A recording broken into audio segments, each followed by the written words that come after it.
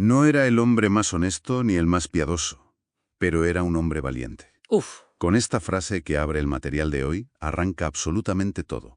Define un personaje, una época y, sobre todo, un código de conducta que parece imposible de mantener. es que es la declaración de intenciones perfecta.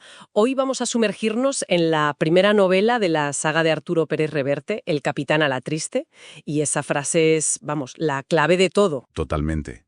Nuestra misión hoy es meternos de lleno en el mundo de Diego Alatriste y Tenorio, un veterano de los tercios de Flandes que sobrevive, o malvive más bien, como espadachín a sueldo en el Madrid del siglo XVII. Eso es. Y no solo vamos a ver la trama, sino que vamos a intentar entender al hombre, a ese escenario brutal en el que se mueve, y cómo una decisión, una sola, lo lanza de cabeza a una conspiración que le viene, bueno, enorme escaída. Una decisión que lo cambia todo.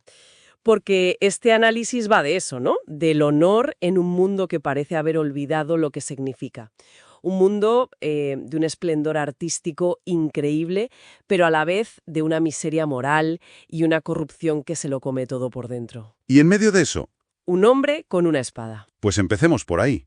¿Quién es exactamente Diego Alatriste? Porque los textos nos lo presentan de una forma muy particular.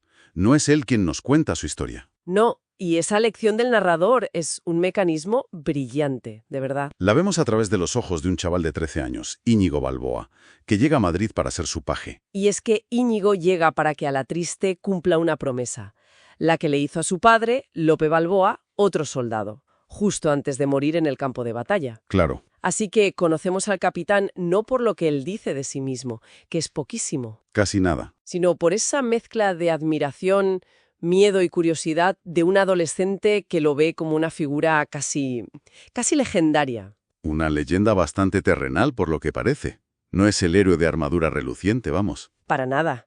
Los textos insisten en que es un hombre definido por su valentía, sí, pero también por una lealtad casi tribal a sus viejos camaradas y por un código de honor muy suyo, ¿no? Forjado en el barro de Flandes, no en los salones de la corte. Exacto.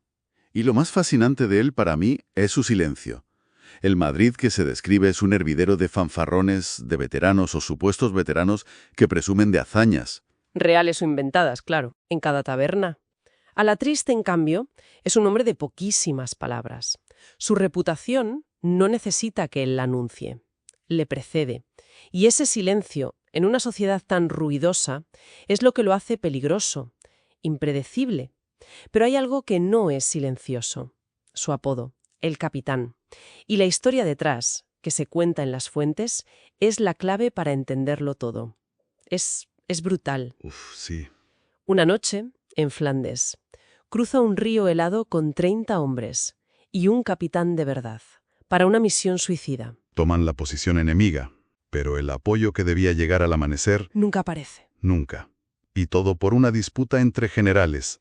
La clásica historia de la guerra. La vida de los soldados sacrificada por el ego de los que mandan.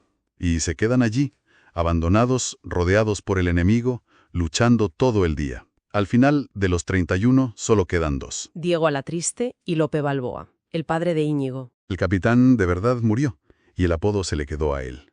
Como una cicatriz. Y esa historia es un puñetazo, sí. Explica su cinismo, su desconfianza hacia el poder, su visión del mundo. Te deja claro por qué, de vuelta en Madrid, su única patria es su espada. Y su único medio de vida son los trabajos sucios que le van saliendo. Un cuarto alquilado sobre la taberna del Turco y poco más. Y esa taberna no es solo un decorado, ¿verdad? Es casi el epicentro de su universo, un microcosmos perfecto de ese Madrid que es, casi otro personaje en la historia. Totalmente.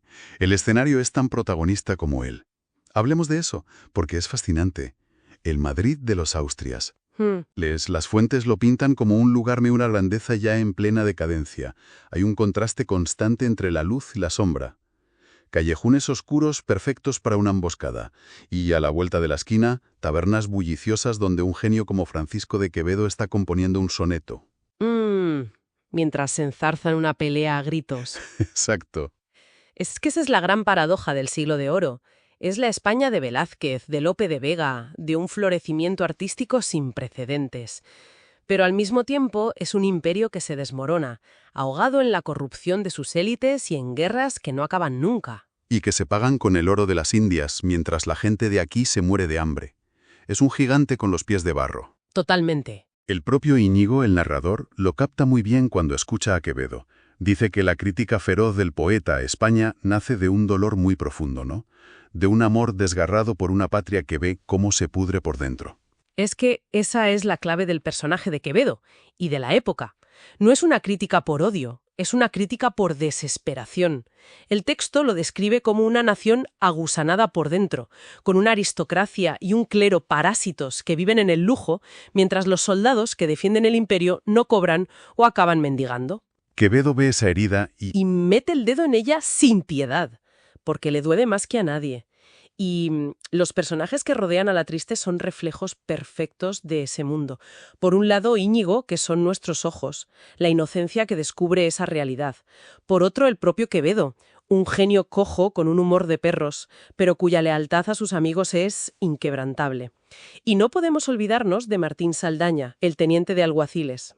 El contrapunto perfecto. Otro veterano de Flandes, un hombre rudo, práctico, que entiende que la ley en Madrid es, digamos, flexible. Su amistad con Alatriste es la de dos supervivientes. Saldaña es la conexión de Alatriste con el poder, aunque sea el poder corrupto de las calles. Y es precisamente Saldaña quien, sin saberlo, enciende la mecha de toda la trama. Alatriste acaba de salir de la cárcel por deudas. Está sin un real. Y Saldaña le ofrece un trabajo. Algo bien pagado y, en teoría, sencillo. La famosa aventura de los ingleses. La descripción ya es un presagio. Un golpe seguro, sin riesgos salvo los habituales. Claro, a priori la tarea es simple. Tender una emboscada a dos viajeros extranjeros y darles un buen susto. Y la escena de la reunión secreta es puro cine negro del siglo XVII. Dos hombres enmascarados contratan a Alatriste y a otro espadachín, un italiano con pinta de asesino a sueldo llamado Gualterio Malatesta. El que parece tener más autoridad, corpulento y con voz de mando, da una orden clara. Quiero poca sangre. Pero aquí es donde el trabajo sencillo se convierte en una trampa mortal. Ese primer enmascarado se marcha y aparecen otras dos figuras que cambian las reglas del juego. El segundo enmascarado, un tal Luis de Alquésar, secretario del rey, y un fraile de mirada helada, fray Emilio Bocanegra. Que resulta ser, nada menos, que el presidente del Tribunal de la Santa Inquisición. Y la orden ya no es poca sangre. La orden ahora es matarlos. A los dos ingleses que viajan haciéndose llamar John y Thomas Smith. Hay que borrarlos del mapa. Y para que no haya dudas, les duplican la paga. 25 doblones de oro por cabeza. Una auténtica fortuna. Una fortuna que, paradójicamente, a Alatriste le huele a chamusquina. Su instinto de soldado le grita que algo va muy, muy mal. Claro. ¿Por qué pagar tanto por matar a dos viajeros cualquiera? ¿Y por qué está metida la Inquisición en esto? Hay demasiadas piezas que no encajan. El dinero es tentador, pero se huele la conspiración a la legua. Y su instinto no le falla. Durante la emboscada, en mitad del combate, cuando ya los tienen casi vencidos, el inglés de más edad hace algo que nadie esperaba. Se rinde. Pero no pide por su vida. Viéndose perdido, pide clemencia para su joven compañero. Y ese gesto, esa muestra de nobleza en mitad de un callejón oscuro, lo cambia absolutamente todo. Todo. Es como si activara un interruptor en la cabeza de Alatriste. No es el código de un asesino a sueldo, es el código no escrito del soldado que reconoce el valor, incluso en el enemigo. Es una lealtad a algo más antiguo y más profundo que el dinero o las órdenes de un inquisidor. Es una contradicción casi suicida. Sí, verdad. Vive de matar por dinero, pero hay una línea que no está dispuesto a cruzar. Y en ese momento, desafiando a Malatesta, que está furioso, y a la mismísima Inquisición, decide perdonarles la vida. Una decisión que le firma una sentencia de muerte. Acaba de crearse enemigos en las más altas esferas del poder, gente que no perdona ni olvida. Pero, y esto es lo fascinante, sin tener ni la más remota idea, también acaba de ganarse unos aliados increíblemente poderosos. Y aquí llega la gran revelación, el momento en que la trama explota. Para poner a salvo a los ingleses heridos, Alatriste los lleva a casa de un noble con el que tiene cierta relación, el conde de Guadalmedina. Y allí se descubre todo el pastel. Los viajeros no son unos simples John y Thomas Smith, son Carlos, príncipe de Gales, el futuro rey Carlos I de Inglaterra, Y su hombre de confianza, el todopoderoso duque de Buckingham. Increíble. Han viajado de incógnito por toda Europa en una misión secreta, a la vez diplomática y casi caballeresca.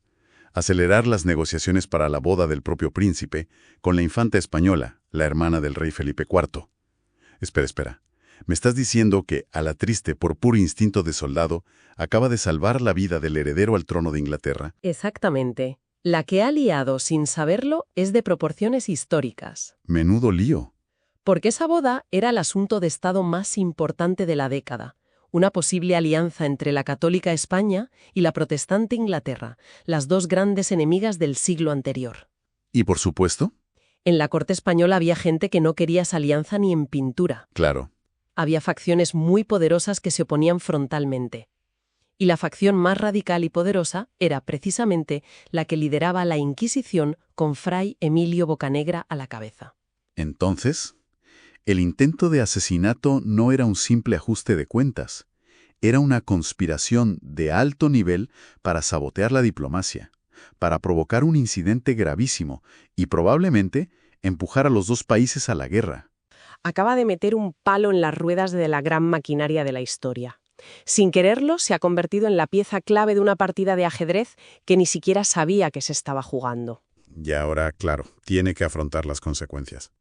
Y no tardan en llegar. No. Mientras todo Madrid celebra la visita sorpresa del príncipe de Gales, a Diego Alatriste lo arrestan. Se ha convertido en un hombre sentenciado, un cabo suelto que sabe demasiado. Primero lo llevan ante Bocanegra y Alquezar para un interrogatorio, durísimo, pero eso es solo el aperitivo. De allí lo conducen directamente al despacho del hombre más poderoso de España, la mano derecha del rey, el conde duque de Olivares. Y en cuanto Alatriste lo ve, lo reconoce. Es el enmascarado corpulento de la primera reunión, el que ordenó poca sangre. La que se tiene que liar en su cabeza en ese momento. Se da cuenta de que está metido hasta el cuello en una lucha de poder entre las dos facciones más importantes del reino. La de la Inquisición, que quería a los ingleses muertos, y la del valida del rey, que solo quería asustarlos. Y la escena con Olivares es una obra maestra de tensión política. Es una partida de ajedrez verbal. Totalmente. Olivares no le pregunta directamente. Lo somete a un interrogatorio sutilísimo, probando su discreción, su inteligencia y, sobre todo, si es un hombre que sabe cuándo debe callar. Quiere saber si puede confiar en él. Para guardar un secreto de Estado que podría hacer tambalear el trono. Y Alatriste, con sus silencios y sus respuestas cortas, supera la prueba. Es entonces cuando Olivares ejecuta una jugada de poder magistral. Llama a su fuerte secretario, Luis de Alquezar, a quien sabe implicado hasta el fondo en la conspiración, y lo humilla delante de Alatriste. Es una humillación fría y calculada. Le obliga a tramitar personalmente una vieja pensión de guerra que le debían a Alatriste desde hacía años. Con ese solo gesto, Olivares consigue 3 cosas a la vez. A ver, primero, le salva la vida a Alatriste y se asegura su lealtad temporal. Segundo, le manda un mensaje aterrador a Alquezar y a sus conspiradores. Sé lo que habéis hecho y os tengo en mi mano. Y tercero, sella para siempre el odio mortal de Alquezar hacia el capitán. Lo convierte en su enemigo personal. Justo, es una forma de atar en corto a todo el mundo. Y la advertencia final de Olivares es para helar la sangre. Le dice básicamente, te he salvado el pellejo, pero has hecho demasiados enemigos. Mi consejo es que cojas tu dinero y te vayas a Flandes, a que te maten por el rey, lejos de Madrid. Le está dando una salida, pero también le está diciendo que en Madrid ya no tiene futuro. Y mientras toda esta telaraña de alta política se teje, hay otro hilo mucho más personal, que se está enredando de forma peligrosa. El joven Íñigo Balboa. Nuestro narrador se ha enamorado locamente de una joven menina de la corte, rubia y de ojos azules, llamada Angélica de Alquezar. La ironía es terrible. Él no tiene ni idea, claro, de que se acaba de enamorar de la sobrina del hombre que más odia a su amo y que acaba de jurar vengarse de él. Como dice el propio Íñigo en el texto, acaba de conocer a su más dulce, peligrosa y mortal enemiga. Así que, resumiendo un poco lo que hemos analizado, tenemos a un héroe complejo, crepuscular, un hombre de otro tiempo intentando sobrevivir en un mundo que ya no entiende de códigos de honor. Y todo ello en un Madrid que es a la vez el escenario del mayor esplendor artístico de su historia y de la más absoluta miseria moral. Y una trama de espionaje que nos ha servido de excusa perfecta para meternos en las alcantarillas del poder de la corte de Felipe IV, para ver las intrigas y las conspiraciones que se movían en la sombra. Alatriste sobrevive a esta primera aventura, sí, pero queda marcado, con enemigos implacables pisándole los talones. El propio narrador cierra la historia con una reflexión muy potente. Dice que el eco de aquellos hombres y de aquella España, a la vez magnífica y trágica, seguirá resonando mientras el país exista. Una mezcla de orgullo por la valentía y de amargura por la decadencia. Lo que nos deja una pregunta final flotando en el aire. Una idea para seguir dándole vueltas. En un mundo como ese, gobernado por las órdenes de los poderosos, por la conveniencia y el dinero, ¿qué define realmente el honor de una persona? ¿Es la lealtad a quien paga, al superior, al rey? ¿O es la fidelidad a ese código interno, no escrito, forjado en el barro, incluso cuando sabes que seguirlo probablemente acabará costándote la vida?